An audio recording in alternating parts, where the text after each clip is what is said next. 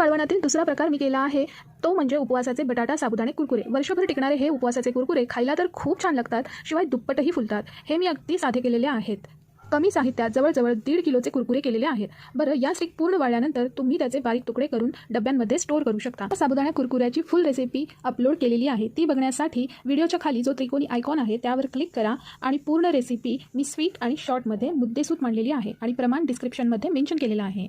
आदल्या दिवशी मी एका पातेल्यात घेतले 3 वाट्या भरून साबुदाणे, हे अर्धा किलोच्या वरती आहेत। मग साबुदाणे स्वच्छ पाण्याने 3दा धुवून घेतले आणि साबुदाण्यामध्ये आपलं बोट बुडेल म्हणजे 1 इंच एवढं पाणी घालून झाकण ठेवून दिलं। दुसऱ्या दिवशी साबुदाण्याचे झाकण काढून बघितलं तर बघू शकता प्रत्येक दाणा हा मोकळा झालाय आणि व्यवस्थित भिजलेत। आता याच्यासाठी फक्त एक वाटी तेवढी सेट करून घ्या।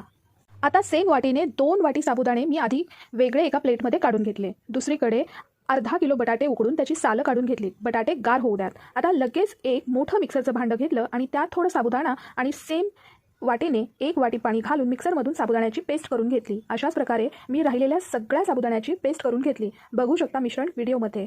आता पातेलं घेताना थोडं मोठंच घ्या, मला खूप छोटं पडलं पातेलं, पण मी त्यातच मॅनेज केलं, पुढे बघू शकता। आता वाटलेल्या साबुदाण्याच्या पेस्टमध्ये वेगळा काढलेला 2 वाटी साबुदाणा घातला आणि पळीने व्यवस्थित सगळं मिक्स करून घेतलं। मग त्यात 2 वाट्या पाणी घातलं। तुम्ही पण मिश्रण किती घट्ट आहे त्याप्रमाणे पाणी घाला, कारण प्रत्येक जण किती साबुदाणा घेईल त्यावर पाण्याचे प्रमाण अवलंबून आहे। व्हिडिओमध्ये बॅटरची कन्सिस्टन्सी बघू शकता, फक्त जास्त पाणी घालू नका। आता पातेलं उचलून मीडियम गॅसवरती ठेवायचं। साबुदाणा शिजतोय तोपर्यंत पटकन सेम मिक्सरचं भांडं घ्यायचं, त्याच्यामध्ये उकडलेल्या बटाट्याच्या फोडी करायच्या, म्हणजे चिरून घ्यायचा आणि मिक्सरच्या भांड्यामध्ये घालायचा आणि बरोबर त्याच वाटीने 2 वाटी पाणी घालून एक स्मूथ पेस्ट करून घ्यायची। साबुदाणा गॅसवर ठेवून मला 7 ते 8 मिनिटं झालेली आहेत। आता साबुदाण्याच्या पेस्टमध्ये बटाट्याची पेस्ट ॲड करून चवीनुसार मीठ घालायचं आणि सगळं नीट मिक्स करून घ्यायचं। बटाटा शिजलेला आहे त्यामुळे जास्त शिजवायचं नाही, फक्त आपल्याला साबुदाणा तेवढा शिजवून घ्यायचा आहे आणि 5 मिनिटं पुन्हा शिजवायचं आहे सगळं मिश्रण। तुम्ही मिश्रणाची थिकनेस व्हिडिओमध्ये बघू शकता।